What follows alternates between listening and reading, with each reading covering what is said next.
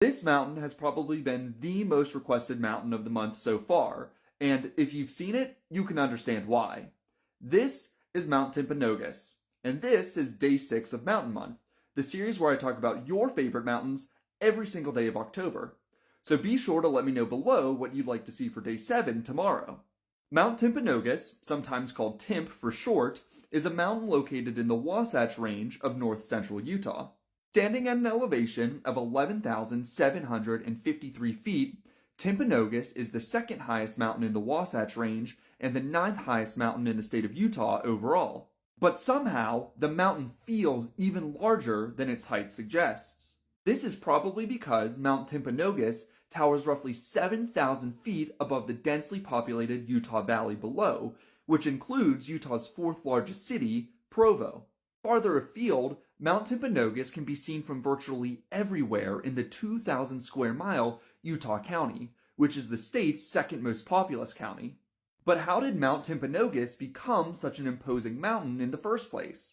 Well, simply put, Timpanogos and the rest of the Wasatch Range started uplifting 17 to 12 million years ago, when Earth's crust started pooling apart, activating a series of normal faults in the region. If you aren't aware, normal faults force one block of the Earth's crust upwards, in this case, the Wasatch Range, and they force another block of the crust downwards, in this case, the Utah Valley.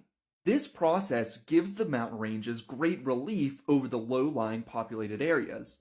And in fact, the process is still happening in the region today, meaning that over geologic timescales, Mount Timpanogos will continue getting more impressive. Given its impressive nature, it's no surprise that Mount Timpanogos has long been an important landmark for people living in the region. The mountain is named for the Timpanogos tribe, which lived in the area for centuries before the first white settlers arrived. European settlers first laid eyes on the mountain in 1776, but it wasn't until the mid-1800s, when the Mormons first arrived in Utah, that the Utah Valley became widely settled.